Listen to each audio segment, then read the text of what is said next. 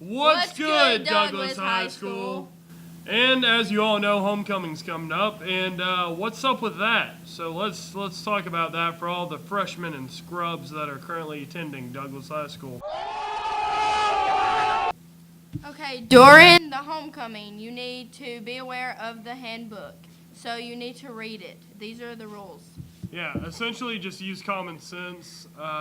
Don't get drunk while building floats. Don't get high while building floats. Don't be an idiot. That's what it comes down to. You're trying to show off your grade's ability and Douglas's ability, so be a good person. Next is the canned food drive. I don't actually remember this from last year, so either it wasn't too contested or it's new, but there are starving people, so it's for a good cause. You just turn in canned food, pretty much. Mm-hmm. Pretty simple, self-explanatory. And then next is the penny drop. And go ahead. Okay, well, it helps Miss B walk with the Veterans Day program. It costs a ton of money for Veterans Day program, and this is a pretty cool idea. We did this last year. I thought it was a good idea because it's not only helping Miss B walk, but it's also creating competition between the grades. And next will be the hiding of the D's, and no students will be allowed to search for the D's during class time, so don't. Yeah, if you're sitting in class, I know nothing's going on, and you may feel a need to go out and just look for a D, but don't get out of class time to just go searching for your D's. So any D found during class will be disqualified. I was gonna make a pun, but never mind. I'm bad at jokes. Also, parents and siblings that are not currently in high school, you can't help your kids look for their D. I'm sorry. Okay, next will be powder puff football. Unnecessary violent behavior will result in players' ejection from the game and may then be subject to further disciplinary actions. I know the games may get heated, but don't throw any right hooks. And I just want to give a quick shout out to last year's MVP, the turf, because half the tackles, people just fell down. Okay, next is going to be boy cheerleading, and they must be approved by your sponsor. So they have to see it before you perform it. Yeah, you can't just decide to improv it before. Just show a little bit of class. I know 90% of the routines will be twerking or some derivative of that, stop. But still. The next will be the Brindley Mountain Queen.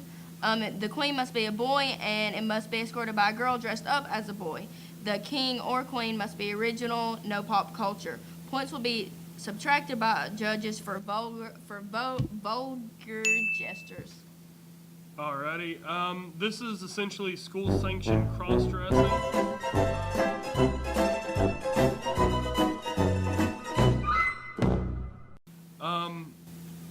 Basically, you're gonna try and create this king and queen persona and make it look as ugly as possible. We're trying to show it as being part of Brindley Mountain, so the uglier it is, the more real life it will be.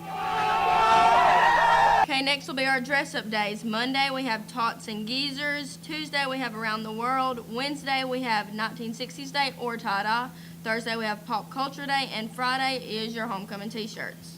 And this is the thing that we really talked about in the SGA meeting, because everything else was essentially good. Everything else was essentially set in stone. But, Monday through Wednesday, we changed up. Monday, Tots and Geezers, you're going to dress up as either a youngling, one of them little rugrats, or you're going to dress up as one of those old farts. And Tuesday, Around the World, we decided on that to try and experience cultures from other parts of the globe. 1960s or tie-dye, we wanted an easy dress-up day because Wednesday is the Powder Puff football, and we had complaints from last year that it was too hard for the girls to change and get into their sportswear. Okay, next is going to be boys volleyball, and if you're a boy and you're playing, then the school has to have a copy of your insurance card, and you have to have an info snap filled out. And no one will be allowed to play without proof of the insurance. And next is scavenger hunt. We will call once every period for a particular item. Students will be instructed to find a particular teacher each period. Students will take the item to them. This was one of the funnest things last year. Some of the items was like sporks, and for reasons I don't quite remember, I had a box of forks and I just wrote sporks on the side of it, and I tricked all the freshmen into thinking it was sporks. That was fun. One of the funny things was last year there was also, you had to bring an empty dip can to the principal, and no one got wrote up for that. That was an interesting time in Douglas history.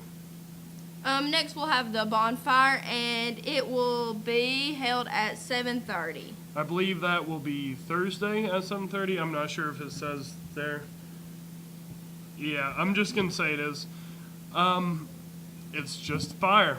It's fun, and hope everyone shows out. And you'll also, the floats are going to be built at an individual's home, and they'll have to be at the water board at 1 o'clock Friday for judging. The parade will start at 2:15 from the Douglas Water Board.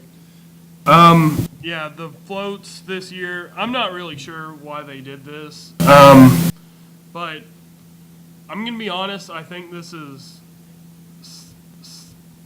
slightly bad for the younger, the underclassmen, the freshmen, the sophomores, mainly the freshmen that don't really, they haven't had the float building yet, so they don't really know exactly what to do, but I'm sure the sponsors are working overtime to help y'all out, and good luck. And next we have just the schedule of when everything's going to go down. Clues for the days will be read daily 4th period. The penny drop will be daily until Friday after 3rd period. The canned food drive will also be daily until Friday at 3rd period. Dress-up count will be daily during break. Scavenger hunt will be once every period on Tuesday. Girls powder puff is Wednesday, the 27th. And then judging of the boys cheerleader will also be Wednesday. At the powder puff game, judging of the queen will be Thursday. Boys volleyball will also be Thursday. Floats will be judged Friday. Pep rally and bonfire will both be on Thursday. Homecoming court practice will be Friday at 8 a.m. and the parade will be Friday at 2:15.